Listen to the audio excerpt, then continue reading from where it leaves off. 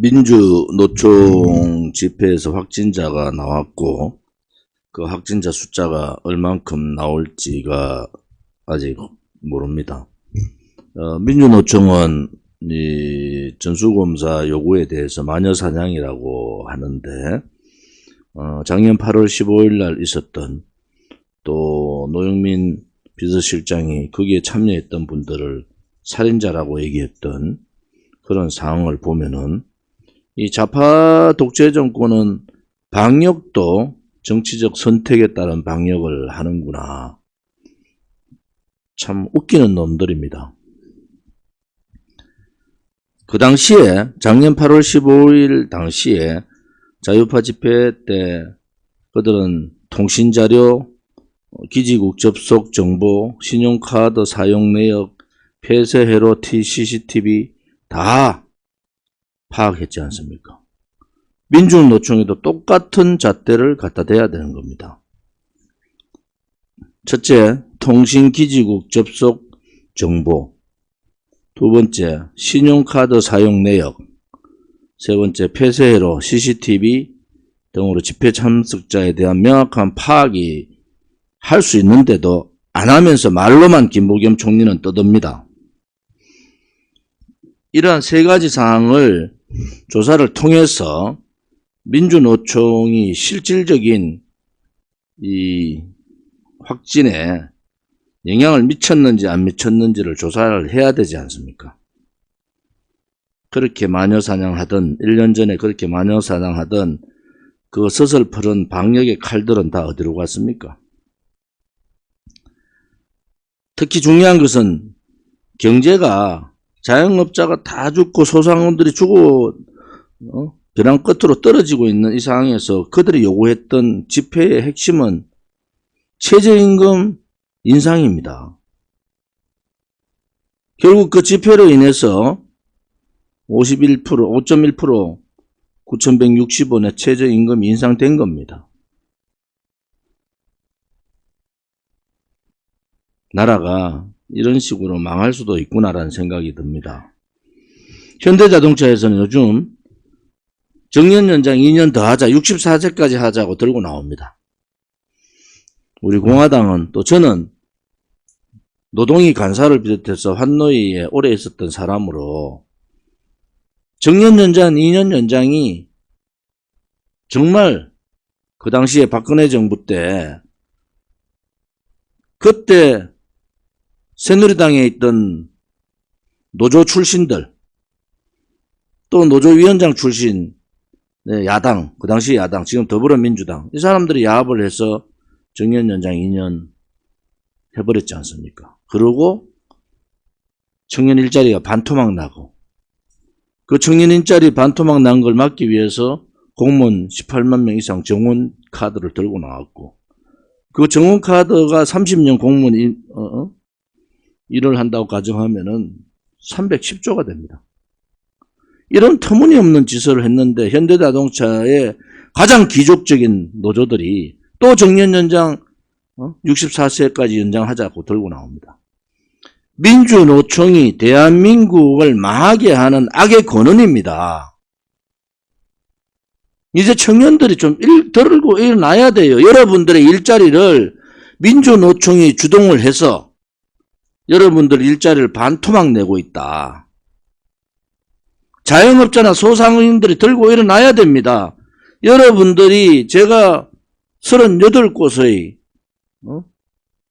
시장을 다니면서 그 시장에 똑같은 요구 목소리가 최저임금 인상 절대 반대입니다. 52시간 근로제도 안 된다는 거예요. 그런데 이재명이라는 자는 이 최저임금 인상과 52시간 근로제로 중심되는 소득주도 성장이 잘된 정책이라고 떠들고 있잖아요.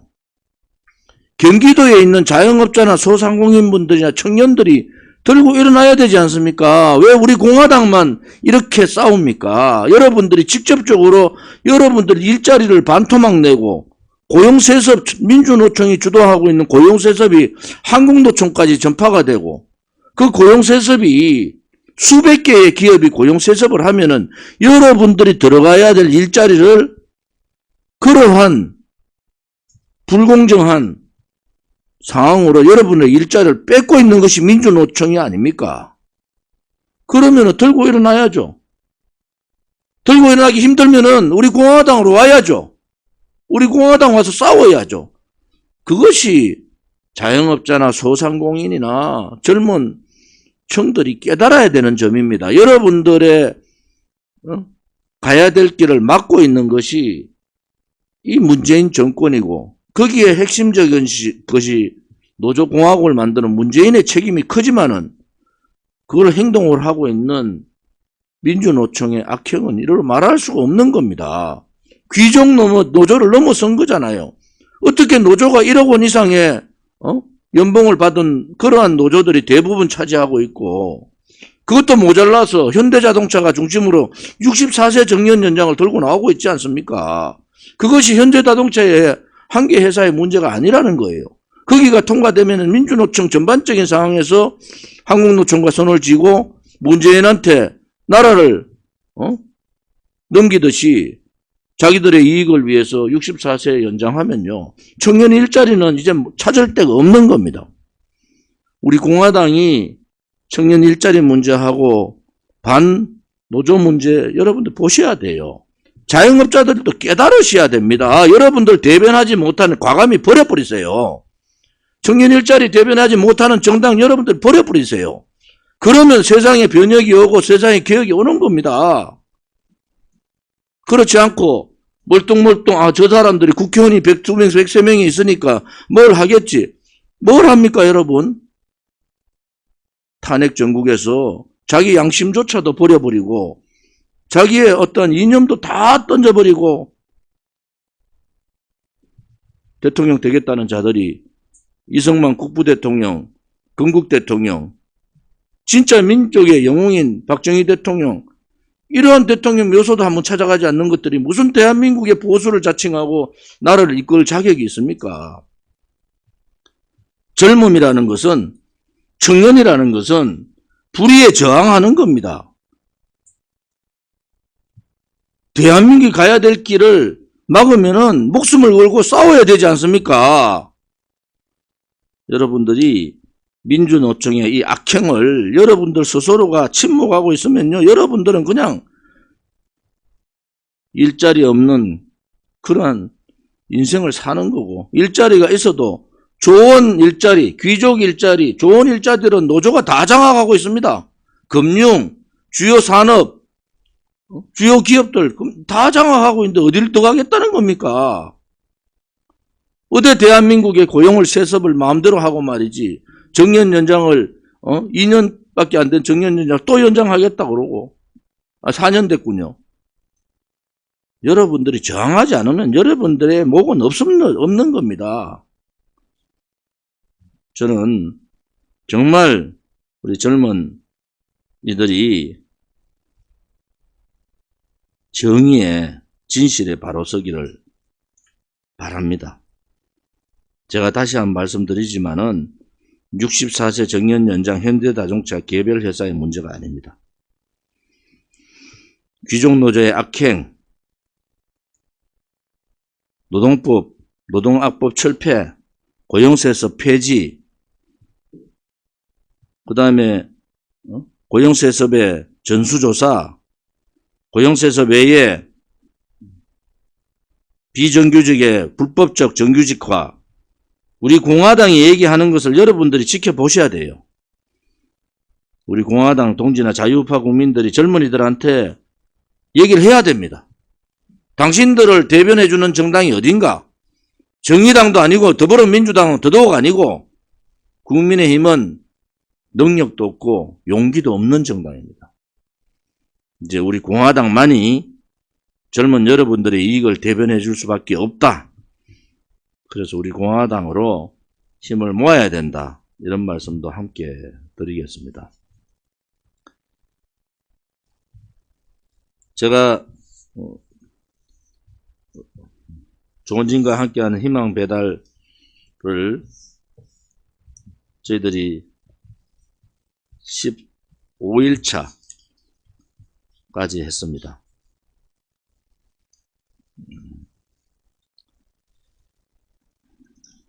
14일차까지 했는데 38곳의 시장을, 특히 경북, 경남을 중심으로 시장을 다녔습니다. 하루에 일주일에 목, 금, 이틀 하루에 3개 시장 혹은 4개 시장씩 다녔는데 그 서민들의 삶의 현장에서 제가 느낀 것은 정말 바른 정치해야 되겠구나. 하루에 10,000원을 벌기 위해서, 그것도 10,000원을 판매하기 위해서 그 땡볕에 하루 종일 있는 분들이 많습니다. 여러분들이 생각하는 그러한 대한민국이 아니에요.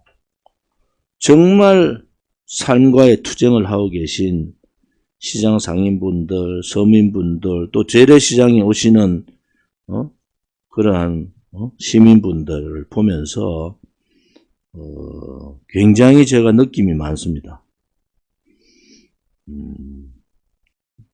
아픕니다, 사실은.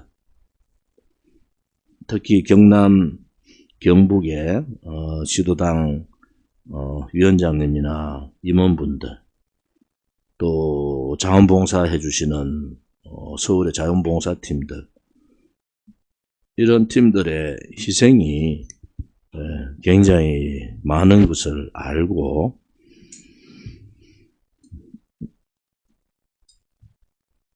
우리가 정말 가지 못했던, 한 번도 정치인들이 해보지 못했던 길, 한 번도 기존의 정당들이 가지 않았던 정당의 길, 한 번도 해보지 못한 정치혁명.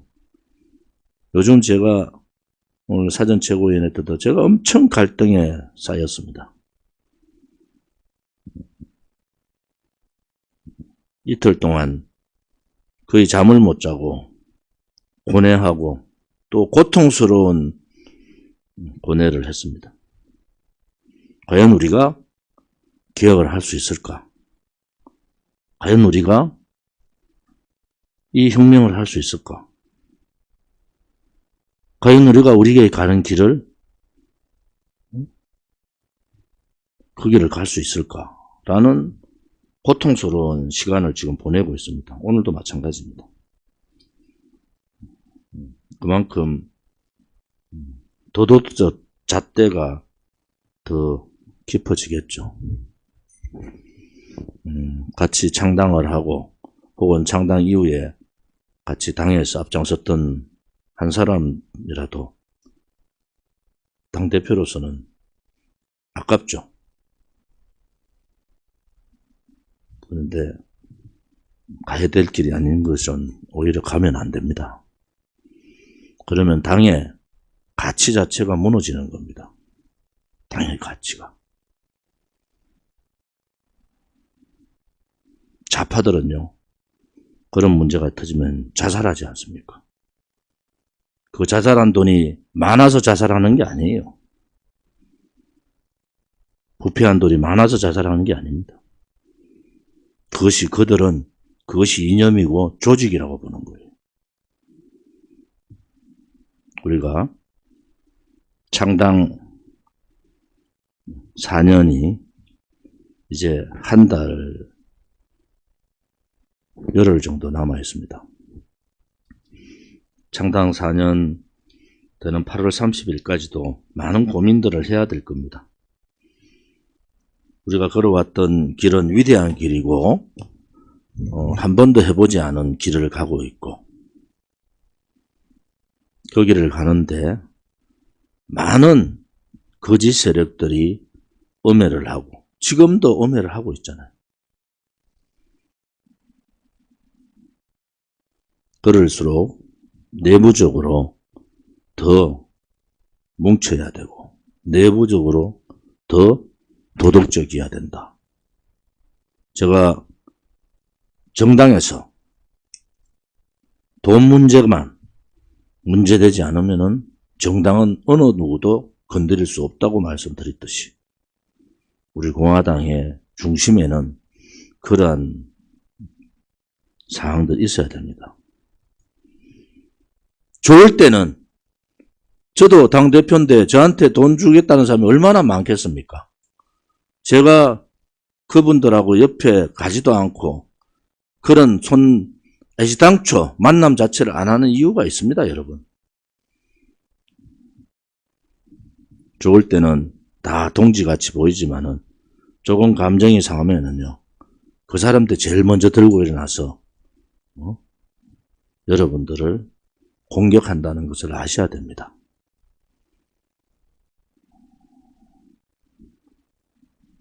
오늘 제가 토요일, 일요일 오늘도 그렇고 사실은 뭐 회의하고 싶은 마음도 없는 사람이에요. 솔직히 말씀드릴게요. 수도 없이 제가 얘기를 했고 4년간 거의 매일같이 얘기했던 내용입니다. 소애국심, 소애당심 내려놓기를 바랍니다. 그것이 당을 위하는 길뿐만이 아니고 그것이 나라를 구할 수 있는 길이다, 이렇게 봅니다. 오늘 1시 반에 현충원 참배와 이승만 대통령 묘역 참배를 하겠습니다. 오늘 서거 56주기 아마 청년 최고위원님들은 오늘 청년 최고위 기자회견을 했으니까 두 분을 제외한 나머지 최고위원들이 참배에 참여해 주기를 바랍니다. 4명까지 된다는 거죠. 유튜브 분들 어떻게 됩니까? 그러니까 유튜브 분들은 뭐 참여해서 참배에 참여 안 하면 될 것 같아요. 그래서 1시 반에 이승만 대통령 묘소부터 참배하고 가서 박정희 대통령 묘소도 참배하겠습니다. 그리고 현충원 참배도 같이 하도록 그렇게 하겠습니다.